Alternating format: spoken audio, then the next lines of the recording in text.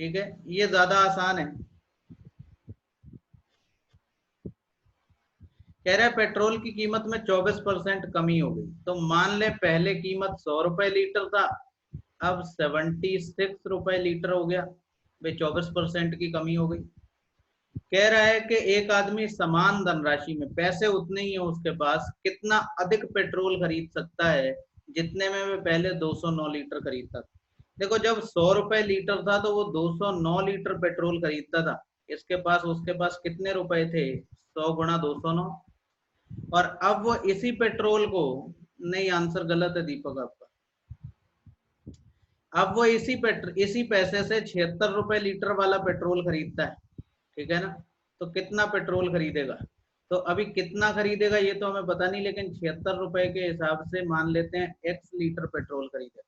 देखो रुपए उतने ही है उसके पास, पहले 100 रुपए लीटर वाला खरीदता था तो 209 लीटर खरीदता था, अभी 76 रुपए लीटर वाला खरीदता है, पता नहीं कितना। ये दोनों धनराशियां बराबर है, तो इसे काट लो जिससे कट जाए। जैसे ये 19 से कटता दिख रहा है 4, तो ये 19 से कटना चाहिए, 19 एकम 19, 19 एकम 19, सही है।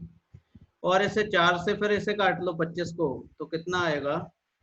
25 इंटू 11, मतलब x की वैल्यू आएगी 275 लीटर।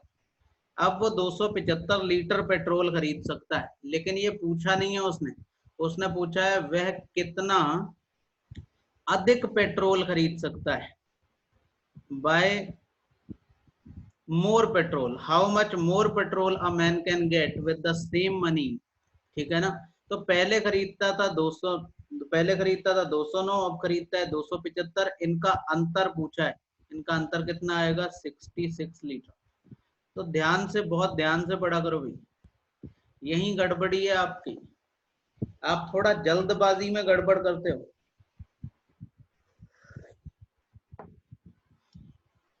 यही आपको मेंस में प्रॉब्लम हो रही, क्योंकि आपका क्या है कि जो आपका दिमाग कहता है आप उसके हिसाब से क्वेश्चन का सॉल्व कर लेते हो, जबकि आपको चाहिए ये कि आप क्वेश्चन के हिसाब से क्वेश्चन को सॉल्व करें। बढ़िया तुषार, सही है भाई, कोई दिक्कत तो नहीं है इसमें, आगे बढ़ते हैं।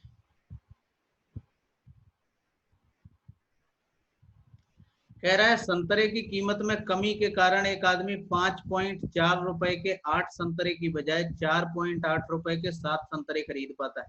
संतरे की कीमत में कितने प्रतिशत कमी हुई? देखो कोई बहुत मुश्किल बात नहीं है, आसान सवाल है, और आप इसे कई तरह से कर सकते हो। चाहे तो आप इसे फ्रैक्शन से कर लो कि 8 रुपए के कितने संतरे थे? 5.4, तो एक संतरे की कीमत कितनी होगी, लेकिन उससे बात फ्रैक्शन में चली जाएगी। और फ्रैक्शन कभी हमारा पसंदीदा कैलकुलेशन नहीं, कम से कम इस मामले में तो नहीं, जोड़ने घटाने के मामले में नहीं। देखो पहले वो 8 संतरे खरीदता था 5.4 रुपए के, अब वो 7 संतरे खरीदता है 4.6 रुपए के, सही है। तो आप क्या करो कि इसे एक एक संतरा मत बनाओ कि एक संतरा इतने का था, एक संतरा इतने का था। आप इसे बराबर कर लो, कोई जरूरी थोड़ी ना कि हम एक ही संतरे पे आए। आप इसे बराबर कर लो, इसे 7 से गुणा कर दो, इसे 8 से गुणा कर दो। मतलब ये 7 अट्ठे 56 संतरे कितने के खरीदता था? 7 चौक 28, 7 पंजे 35, तो 37 रुपए 80 पैसे, 56 संतरे इतने के। और अब ये 8 सत्ते 56 संतरे कितने के खरीदता है? 8 छंग 48, 8 चौक 32 और 4 36.8 रुपए के। तो आप कहो कि कीमत में कितने की कमी आ गई? एक की कमी आ गई, उतने ही संतरे खरीदने। आप चाहे तो एक संतरे की कीमत निकालो, और अपॉन में कमी कितने की आ गई? एक की। कितने पर आ गई? 37.8 पे। और परसेंट निकालने के लिए 100 से गुणा कर दो। लेकिन ध्यान दो, अगर ये 40 होता, देखो ये 40 के पास है, तो 40 से 100 पूरा 2.5 बार कटता है, तो ये 40 से थोड़ा कम है, तो आंसर हमारा 2.5 से थोड़ा ज्यादा है, ठीक है ना। 2.5 से थोड़ा सा ज्यादा आंसर हमारे पास कौन है? 2.65।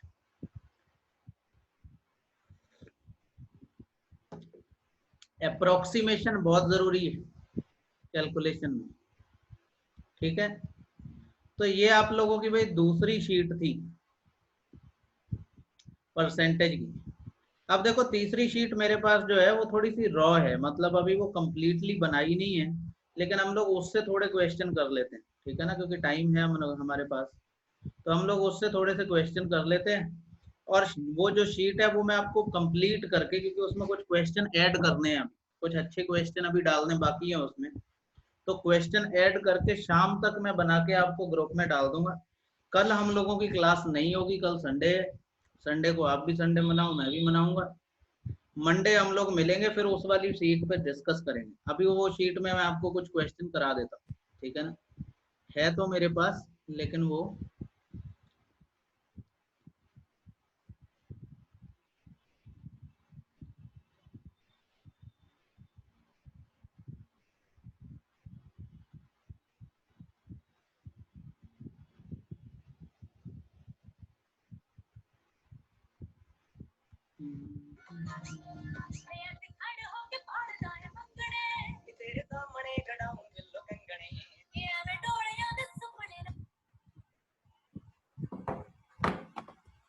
हेलो, वे गुड गुड आफ्टरनून हो भी गया, अच्छा ठीक है, गुड नून। तो मैं अभी आपको कॉल करता हूँ 15-20 मिनट में, क्योंकि क्लास में हूँ अभी। I will call you back.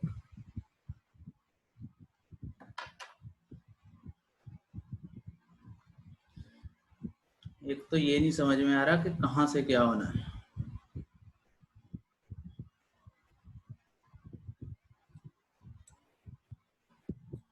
अब आ गया।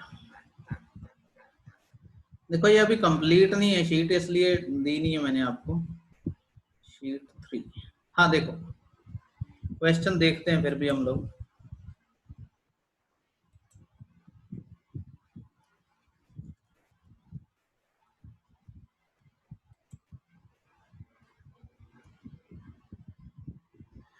देखो ये जो है, ये क्वेश्चन ना कॉन्जिक्यूटिव परसेंट का है, एक के बाद एक परसेंट।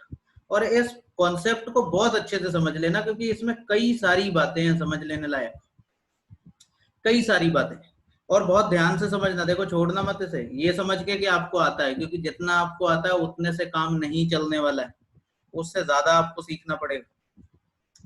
कह रहा है एक संख्या को पहले 30% इंक्रीज किया जाता है, ठीक है, एक संख्या को पहले 30% बढ़ाया जाता है, फिर उसे 10% घटाया जाता है, तो प्रतिशत कमी या वृद्धि ज्ञात करें कि उस संख्या में टोटल कितने परसेंट कमी या वृद्धि हो जाएगी। सही है, तो मुश्किल काम नहीं है, देखो आसान काम है। कह रहा है एक संख्या को पहले 30% बढ़ाया जाता है। आप अगर बिल्कुल बेसिक से आओ तो आप मान लो कि संख्या 100 है और इसे 30% बढ़ाया जाता है, तो 30% अगर कोई नंबर बढ़ाया जाता है तो वो खुद का 130% हो जाता है। फिर इसे 10% घटाया जाता है, अगर किसी नंबर को 10% घटाया जाता है तो वो खुद का 90% रह जाएगा। और जैसे जैसे ये नंबर ऐसे करके आगे बढ़ता चला जाएगा, वैसे वैसे इसमें ऐसे ही नंबर गुणा करते चले जाएंगे। कॉन्जिक्यूटिव परसेंट है, ठीक है ना, कॉन्जिक्यूटिव परसेंट है, लगातार है प्रतिशत। अब आप ऐसे सही कर लो, काट लो, जोड़ लो, घटा लो, जो समझ में आता हो, ठीक है ना। तो 13 ने में 117। ध्यान दो, हमने पहले माना था संख्या 100 है, अब संख्या 117 हो गई, मतलब संख्या में 17 का इंक्रीज हुआ। और क्योंकि इंक्रीज 100 पे हुआ तो आप कह सकते हो 17% की वृद्धि होगी। अगर बिल्कुल बेसिक से चलो तो ये तरीका है कि आप नंबर को 100 मान लो, फिर जो बढ़ाया जो घटाया ऐसे करके कर दो। और ये सबसे अच्छा तरीका भी है, बहुत बढ़िया तरीका है। जितने सवालों में ये वाला तरीका लग जाता है, कोई दूसरा तरीका नहीं लगता है, और ये बिल्कुल सीधा सीधा है। पर कुछ तरीके और भी, कभी कभी सवाल इससे थोड़ा मुश्किल होगा लेकिन किसी दूसरे से ज्यादा आसान हो जाएगा। कैसे, जरा ध्यान से देखो। एक फॉर्मूला है इसका, जब लगातार 2% की वृद्धि या कमी किसी वैल्यू में होती है तो हम उसके साथ एक फॉर्मूला लगाते हैं, x plus Y plus x Y upon 100। तो आप इसे कहते हो net percent change, net percent change. कुल मिला के इतने प्रतिशत बदलाव होता है। देखो मैं आपको ये सब क्यों बता रहा हूँ, वैसे मैं आपको एक ही तरीका बताता हूँ, क्योंकि कहीं पे तो ये बहुत अच्छा लगेगा, कहीं पे ये बहुत अच्छा लगेगा, कहीं पे एक तीसरा तरीका है वो बहुत अच्छा लगेगा। क्योंकि जरूरत हमें सबकी है, काम कारण ये है कि आपके पास है नहीं टाइम, तो टाइम बचाने के लिए हमें ये सब देखने पड़ेंगे। तो अगर नेट परसेंट चेंज निकालना हो तो आप ये फॉर्मूला लगा सकते हो। इसमें ध्यान रखना, अगर तो इंक्रीज होगा तो वैल्यू प्लस में, अगर डिक्रीज होगा तो माइनस। जैसे यहाँ पे हम अगर इसे x और इसे y मान लें तो x की जगह पे 30 रख दें, y की जगह पे -10, क्योंकि ये कमी हो रही है, घटाया जाता है। यहाँ पे इन दोनों का गुणा, तो इन दोनों का गुणा करेंगे तो एक प्लस में एक माइनस में है, तो वैल्यू आएगी -20, 30 गुणा 10 300/100। तो इससे इसे काट दो, 30 में से 10 जाएगा 20, 20 में से 3 जाएगा, कितना आएगा 17%। तो आपको पता ये भी होना चाहिए, आगे जाके कुछ ऐसे मुश्किल सवाल आपको मिलेंगे जिसमें ये काम करेगा वो नहीं करेगा।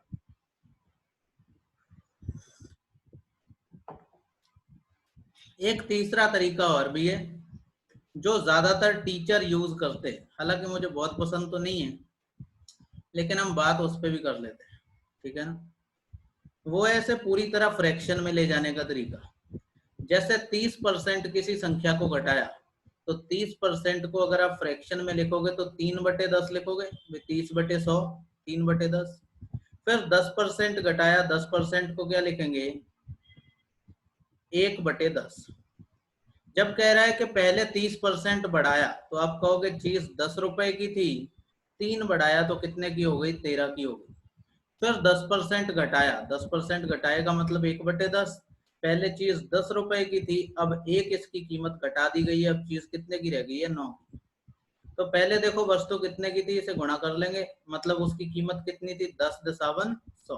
टोटल वो जो वैल्यू थी वो इतनी थी। और फिर 13 में 117, आप कह सकते हो कि 100 पे 17 बढ़ गया, इसका मतलब 17% की वृद्धि होगी। आप ऐसे भी कर सकते हो, ये बेसिक सवालों तक काफी सही है, कुछ एडवांस क्वेश्चन में भी लगता है, लेकिन सही बात तो ये है कि तीनों में से कोई तरीका परफेक्ट नहीं है, इसलिए आपको सारे पता होने चाहिए, तीनों के तीनों। जो क्वेश्चन जिससे ज्यादा इजी होगा उससे करेंगे। और ये एक बड़ा सब्जेक्ट है, इससे बहुत क्वेश्चन आते हैं, बड़ा टॉपिक है ये, परसेंटेज में ये एक बड़ा हिस्सा है। तो देखो आगे बढ़ते हैं, क्वेश्चंस को समझते हैं। अगले क्वेश्चन पे आते हैं। कह रहा है किसी वस्तु पर लगाए गए कर में 17% की कमी हो जाती है और इसकी खपत 17% बढ़ जाती है, तो इस वस्तु से होने वाली आय में प्रतिशत परिवर्तन ज्ञात करें, ठीक है ना। परसेंट इंक्रीज या डिक्रीज क्या होगा।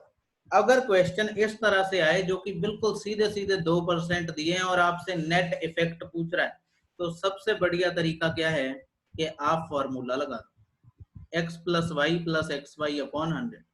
सबसे बढ़िया तरीका। अगर क्वेश्चन इतना सीधा है जितना ये दिख रहा है, दो ही वैल्यू दे रखी है, तो आप किसी झंझट में नहीं पड़ोगे, आप तुरंत वैल्यू लगाओगे। देखो पहले 17% कमी की जाती है, तो -17 x की जगह, कमी है तो माइनस। फिर 17% इसकी खपत बढ़ जाती, तो प्लस का 17। फिर इन दोनों का गुणा, एक प्लस में एक माइनस में है, तो ये माइनस में जाएगा, 17 × 17/100। ध्यान से देखो, ये वाली प्लस की 17 है, ये माइनस का 17 है, तो आपस में कट जाएगा। इसलिए जब हम कहते हैं जब सेम वैल्यू बढ़ती है और सेम वैल्यू घटती है, तो हम डायरेक्ट फॉर्मूला लगा देते हैं, 17 × 17/100 हमेशा कमी होती है, क्योंकि ये वैल्यू हमेशा माइनस में ही आएगी। तो इसे रटो मत, समझ लो कि ये दोनों वैल्यू जब एक जैसी है तो आगे वाली दोनों वैल्यू तो घट जाएंगी, बचेगा सिर्फ ये तीसरा वाला स्टेप, और वो हमेशा माइनस में होगा। तो इसलिए इसको गुणा कर लो 289, और 289 को 100 से डिवाइड करोगे तो 2.89% की कमी, डिक्रीज। सही है भाई।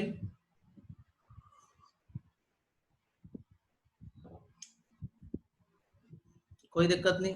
तो हर क्वेश्चन को करने का अलग अलग तरीका है, जो मैंने आपको 3 तरीके बताए हैं उसमें से आपको पता होना चाहिए कौन से वाले क्वेश्चन में कौन सा लगाना है, जिससे ये आपको आसान दिखे, आसानी से हो जाए, कैलकुलेशन में आप ना फंसो, बस यही मेरी चिंता है। देखो ध्यान से अगला क्वेश्चन।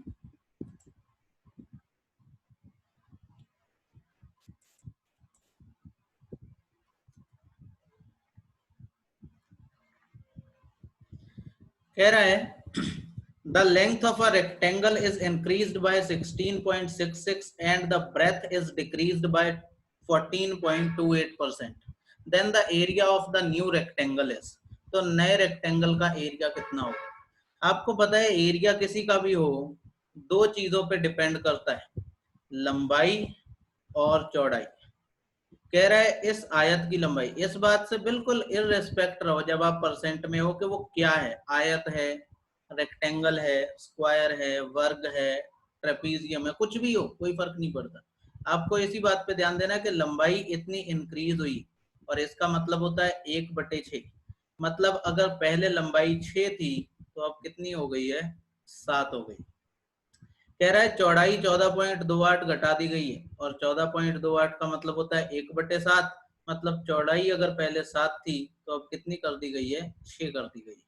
अभी ध्यान से देखो, अगर एरिया निकालना हो तो लंबाई गुणा चौड़ाई, ये पहली लंबाई थी, ये अब की लंबाई है, तो लंबाई गुणा चौड़ाई कितनी थी, 42, और अभी भी लंबाई गुणा चौड़ाई कितना है, 42। मतलब एरिया सिमिलर रहा है, ना तो बढ़ा है ना घटा है, तो नाइदर इंक्रीज्ड नॉर डिक्रीज। क्या होना चाहिए, ऑप्शन ए होना चाहिए आंसर आपका। तो देखो ये वाला इससे ज्यादा आसान है, तो इसलिए मैं आपसे कह रहा हूँ किसी एक तरीके के पीछे मत पड़ो, ये ध्यान से देखो कि किस तरह के क्वेश्चन में आपको कैसा वाला फॉर्मूला लगाना है, कैसा वाला तरीका लगाना है, ये इंपॉर्टेंट है।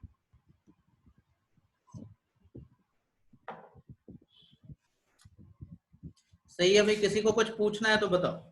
देखो लंबाई इतनी बढ़ी तो 6 से 7 हो गई, चौड़ाई इतनी घटी तो 7 से 6 हो गई, और एरिया कैसे निकालते हैं, लंबाई चौड़ाई के गुणा से। तो पहले भी एरिया 42 था, अभी भी 42 है, मतलब एरिया ना तो बढ़ा है ना एरिया घटा है।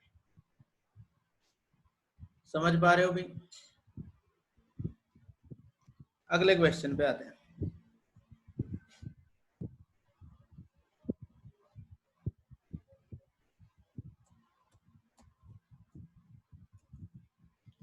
कह रहा है एक सर्कल की रेडियस 11 1/9% इंक्रीज कर दी जाती है तो उसके क्षेत्रफल में कितनी वृद्धि होगी। मैंने आपसे कहा कि इररिस्पेक्टिव ऑफ फिगर्स, कोई भी आकृति हो उससे फर्क नहीं पड़ता, लेकिन एरिया हमेशा लंबाई और चौड़ाई पर निर्भर करता है।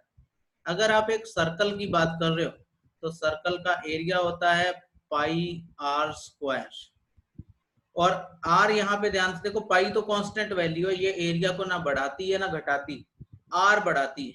मतलब इसका एरिया आर गुणा आर पर डिपेंड करता है, आर ही इसकी लंबाई है और आर ही इसकी चौड़ाई है। समझ रहे हैं? तो जब मैं कहता हूं कि एरिया किसी का भी हो, जब आपसे एरिया पूछ रहा है तो ध्यान दें कि एरिया पूछ रहा है तो ये रेडियस गुणा रेडियस पर डिपेंड करता है। इसलिए वो कह रहा है अगर इसकी रेडियस इतनी बढ़ा दी जाए, इसका मतलब क्या है, 1/9। मतलब अगर रेडियस 9 से बढ़ा के 10 कर दी जाए, तो ध्यान देना, ये वाली रेडियस पहले 9 थी अब 10 हो गई, पहले 9 थी अब 10 हो गई, हमें रेडियस को 2 बार मल्टीप्लाई करना पड़ेगा। समझ रहे हैं? रेडियस को 2 बार मल्टीप्लाई करना पड़ेगा। 9 m 81, 81 पहले एरिया था, अब कितना हो गया, 100 हो गया। समझ रहे हैं ना, क्योंकि रेडियस ही 2 बार गुणा होके एरिया बनाती। तो अगर 81 से बढ़ के एरिया, यहाँ पे देखो लंबाई चौड़ाई यही है, पहले 9 थी 10 हो गई, फिर ले 9 थी फिर 10 हो गई, तो एरिया कितना आएगा, पहले 81 था अब 100 हो गया। तो एरिया में वृद्धि हुई है 19 की, कितने पर हुई है, 81 पर, इंटू 100।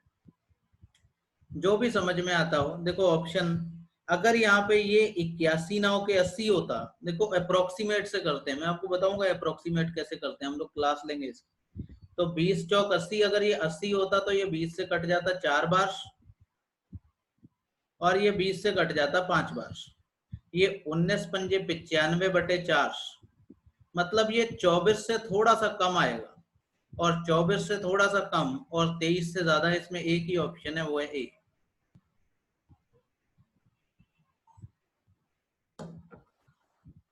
आइडिया लगा लो बस, एग्जैक्ट आंसर थोड़ी निकालना है।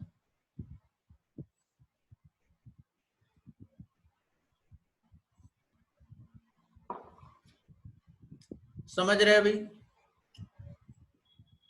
कौन सी बात नहीं समझ में आई वो बताना। आज इसका क्विज मैं आपको दे दूंगा जो मैंने आज आपको पढ़ाया है, ठीक है? क्विज देखो साथ की साथ लगाते रहना, मैं और एक्स्ट्रा भी दूंगा, जब ये टॉपिक खत्म हो जाएगा मैं आपको इसके सबसे अच्छे 50 क्वेश्चन बना के उसका क्विज दूंगा। जितना पढ़ो वो बहुत दमदार होना चाहिए, और उससे ज्यादा प्रैक्टिस होनी चाहिए उसमें।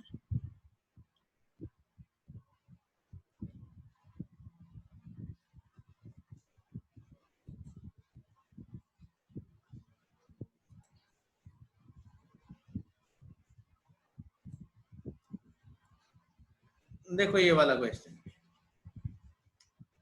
कह रहा है एक आदमी अपने आयताकार प्लॉट की लंबाई और चौड़ाई 37.5 और 9/1/11 की वृद्धि कर देता है, इंक्रीज करता है। प्लॉट की कीमत पर होने वाला प्रतिशत बदलाव ज्ञात करें। ध्यान दो, उसने पूछा प्लॉट की कीमत पर क्या असर पड़ेगा, तो ध्यान देना भाई, जितना प्लॉट बढ़ेगा उसी रेशियो में कीमत भी बढ़ेगी। जैसे मैं कहूँ मेरे पास 100 गज का प्लॉट है, आपके पास 200 गज का प्लॉट है, तो ऑब्वियस बात है कि आपके प्लॉट की कीमत दोगुनी होनी चाहिए। तो जितना एरिया बढ़ेगा उतना ही कीमत बढ़ेगी।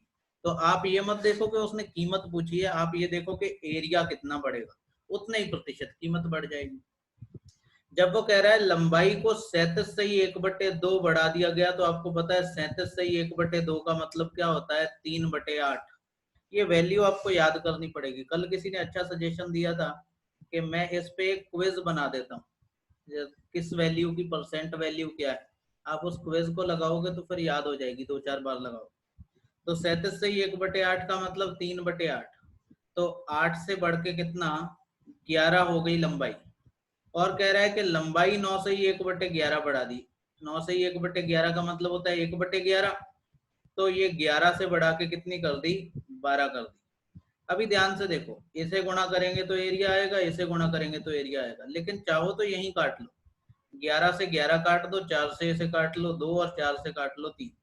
मतलब एरिया अगर पहले 2 था तो अब कितना हो गया, 3। वैल्यू इधर उधर काट सकते हैं क्योंकि गुणा करने के बाद भी काटनी है। अब ये 2 से एरिया 3 हो गया, तो बताओ एरिया में कितना वृद्धि हुई, 1 की। और कितने पर हुई, 2 पर हुई, इंटू 100। तो आप कहोगे कि 50% का इंक्रीज हो गया, तो शायद गलत है भाई, 44% तो नहीं। किसी और का बता रहे हो तो मुझे पता नहीं, इस वाले का तो नहीं। आंसर आएगा नन ऑफ दीज। ठीक है, ऑप्शन में है नन ऑफ दीज। किसी को कोई डाउट हो तो बताओ।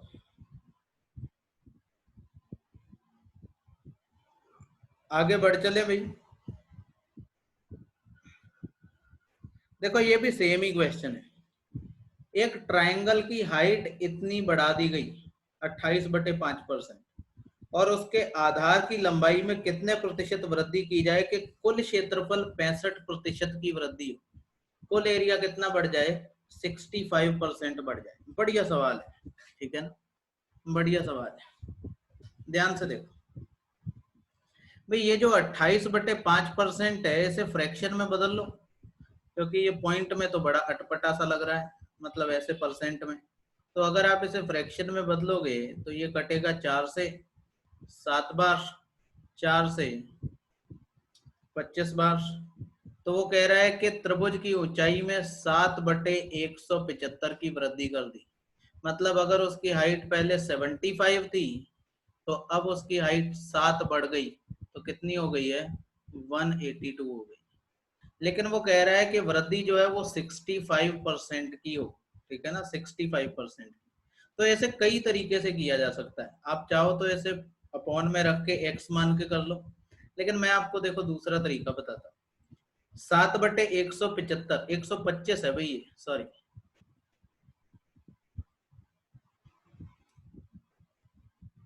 25×5 125, 7/125, 125 पे 7 की वृद्धि हुई है। तो आप इसे पुराने मेथड से कर लो, वो मेथड बहुत बढ़िया था जो मैंने सबसे पहला बताया था। अब मान लेते हैं कि पहले इसका एरिया कितना था, हो सारे मेथड से सकता है, लेकिन किससे इजी होगा किससे मुश्किल वो देखो। मानो पहले इसका एरिया 100 था, 125 पे 7 इसकी ऊंचाई बढ़ गई, मतलब ऊंचाई 125 पे 7 बढ़ने के बाद कितनी हो जाएगी, 132/125। और कह रहा है कि बताओ इसकी लंबाई में कितनी वृद्धि हो। वृद्धि तो हमें पता नहीं, लेकिन अगर पता होती तो हम यही तो लिखते कि 100 प्लस वृद्धि बटे 100। और ऐसा करने के बाद इसका एरिया 65% बढ़ गया, तो पहले एरिया 100 था, 100 65 बढ़ जाएगा तो कितना हो जाएगा, 165। समझ रहे बात को, ध्यान से देखो भाई, 2 बार वृद्धि हुई है, और मैंने आपको जो पहला तरीका बताया था क्या, कि जो भी वृद्धि हो रही है उसे हम यहाँ पे जोड़ के लिखते जाते हैं और लास्ट में वैल्यू लिख लेते हैं। तो इसे ध्यान से देखो, ऐसे हम लिख सकते हैं, किसी को कोई डाउट है तो बताओ। भाई देखो ऊंचाई इसकी बड़ी है वो हमें पता है, 125 पे 7 बड़ी तो कितनी हो गई, 125 से बढ़ के 132 हो गई, तो 132 बटे 125, ये 100 प्लस x बटे 100 बराबर 165। जो कट जाए काट दो, जैसे 100 से ये 100 कट जाएगा पक्का पक्का, और काट लो, इससे क्या कट जाएगा, 11 से ये 12 बार कट जाएगा, 11 से ये 15 बार कट जाएगा, ठीक है। बाकी सबकी गुणा कर लो, इसकी इधर गुणा कर लो, या 3 से इसे काट लो, ये 4 बार कट जाएगा, 3 से ये 5 बार कट जाएगा, तो 125 की 5 से गुणा करेंगे, इधर बचेगा 100 प्लस x, ये 625 बटे 4, 4 से इसे काट दो, या फिर इस 100 को इधर लाके घटा लो, 400 225 बटे 4 आ जाएगा। x की वैल्यू भी कितनी आ जाएगी, इसे काट दो 4 से, 4 एकम 4, 4 पंजे 20, 4 छिंग 24, ठीक है, 0.25, 156.25, इसमें से ये वाला 100 ले जाके घटा दो तो कितना आ जाएगा, 56.25। कुछ गड़बड़ हो रही है अभी, 125 पंजे 625 बटे 4,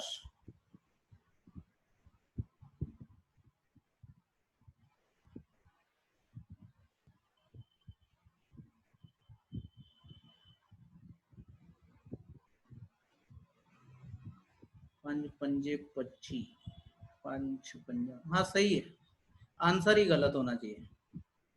तो ये 156.25 आएगा, 100 उधर ले जाके घटा दो, कितना आएगा 56.25। x की वैल्यू इतनी होनी चाहिए, समझ रहे ना बात को। मैं एक बार आंसर चेक कर लेता हूँ।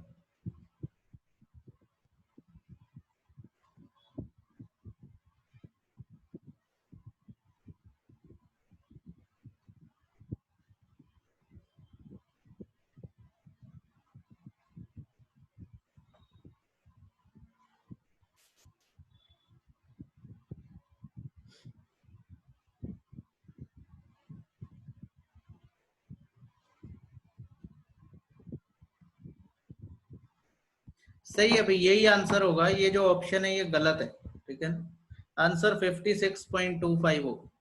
बढ़िया सवाल है, बहुत अच्छे लेवल का। किसी को कोई दिक्कत हो रही हो तो बताओ।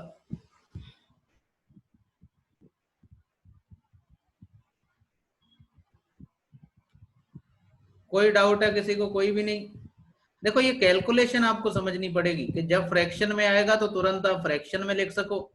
सर बेस को इनिशियली 100 माना है, नहीं बेस को 100 नहीं माना है, एरिया को 100 माना है, एरिया 100 से बढ़ के 165 हो गया, ठीक है ना। एरिया 100 से बढ़ के 165 हुआ है, क्योंकि एरिया दो चीजों के बढ़ने से बढ़ा है, एक लंबाई के एक चौड़ाई के, मतलब एक ऊंचाई के और एक बेस के। तो ये दोनों परसेंट इंक्रीज हमने लगा लिए और इसके बाद ये 165 हो गया, एक्स की वैल्यू हमने फाइंड कर ली।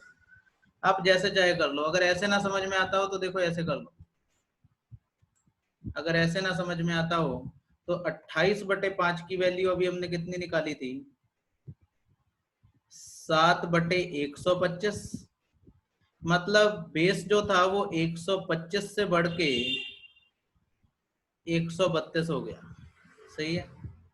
और इसको कुछ मान लो आप, जो कह रहा है लंबाई कितनी बढ़ाई गई, तो लंबाई को आप 100 मान लो, और इसको कितना बढ़ाया गया उसे 100 प्लस एक्स मान लो। भाई कितना बढ़ेगा हमें पता नहीं, तो एक्स बढ़ जाएगा।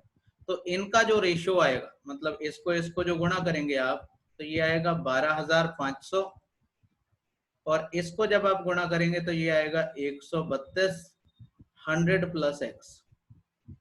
भाई देखो ये जो है ये इसका पुराना एरिया है, लंबाई गुणा चौड़ाई, चौड़ाई हमने मान ली है या आधार मान लिया है 100, और ऐसा करने के बाद वो कह रहा है 65% इसका कुल क्षेत्रफल बढ़ गया। तो पहले अगर एरिया 100 था, अब कितना हो गया, 165 हो गया। ऐसे लिख के आप इधर उधर काट पीट के भी एक्स की वैल्यू निकाल सकते हो। कैलकुलेशन उतनी पड़ेगी, बस ये लिखने का तरीका बदला है, बाकी सारे नंबर वही हैं जो वहां पे थे। तो ऐसा कोई नहीं है कि इससे बहुत कम कैलकुलेशन हो, कैलकुलेशन उतनी पड़ेगी, बस समझने की बात हो सकती। समझ रहे, किसी को कुछ पूछना है तो बोलो भाई। आप इस बात को दिमाग में रखो कि आप पूछ सकते हो, और पूछने पे आपको आंसर भी मिलेगा तसल्ली से।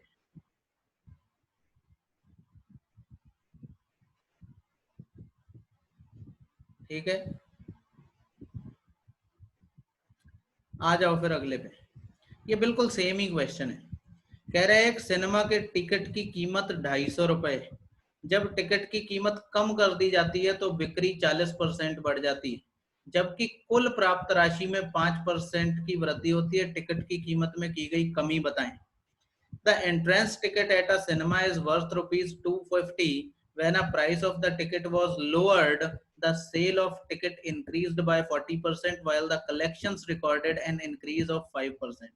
Find the deduction in the ticket price. बिल्कुल पिछले क्वेश्चन जैसा ही, थोड़े से अंतर के साथ। अभी ध्यान से देखना, टिकट की कीमत कितने प्रतिशत कम की गई है ये नहीं बताया है। कह रहा है टिकट की कीमत कम कर दी जाती है, कितनी ये नहीं पता, तो हम मान लेते हैं टिकट की कीमत में x% की कमी होती है, x% की कमी। अब आप वही फॉर्मूला लगा दो, x plus Y plus x Y upon 100 वाला।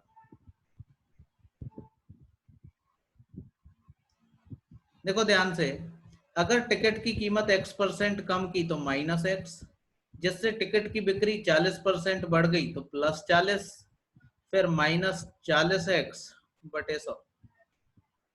और वो कह रहा है कि कुल प्राप्त राशि 5% की वृद्धि हो रही है, मतलब इनका जो नेट है वो 5% वैल्यू है। नेट परसेंट चेंज कितना हुआ है? 5%। एक चीज घटी एक बढ़ी, और नेट परसेंट चेंज कितना है? 5%।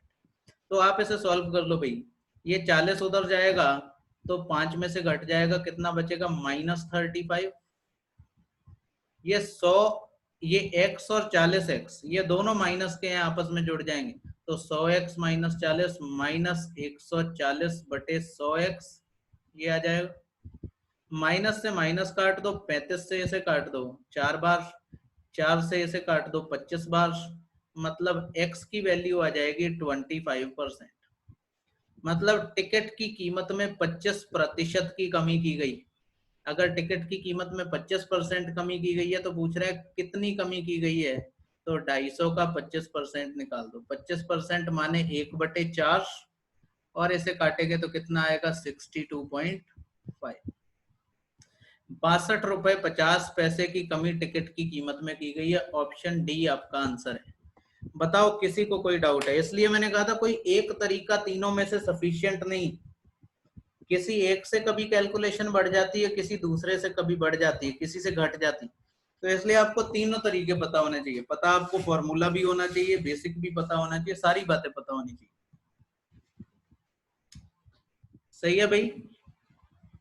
किसी को कुछ पूछना है इसमें तो बताओ। जो क्विज में आप लोगों को देता हूं उसमें जो क्वेश्चन नहीं होते हैं उसका हम लोग अलग से डाउट क्लियरिंग सेशन रख लेंगे।